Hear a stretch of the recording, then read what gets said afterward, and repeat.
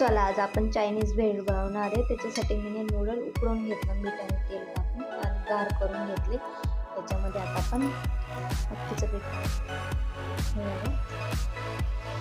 2 चमचे मक्कीचं पीठ. आता याला आपण मिक्स करून घेऊया. हे बघा सगळं मिक्स झालं. आता आपण याला तेलामध्ये तळून घेऊया. हे बघा आपण नूडल टाकून घेतो. याला आपण गोल्डन होईपर्यंत तळून घेऊ. हे बघा गोल्डन झाली. आता आपण याला काढून घेऊया. असे आपण सगळे नूडल तळून, सगळी नूडल तळून झाली. आता आपण याला बारीक तळून घेऊया. चला आपण त्याच्यामध्ये सगळं हे टाकूया. कोबी, कांदा, शिमला मिरची, गाजर, हिरवी मिरची, 2-3 शेजवान चटणी, कॅचअप, लिंबूची चटणी, चिंचेची चटणी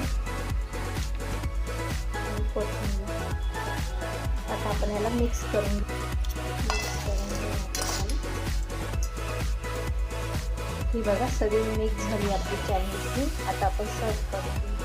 ही बघा चायनीज भेळ कशी वाटली. आवडली असेल तर लाईक करा, शेअर करा, सबस्क्राईब करा. धन्यवाद.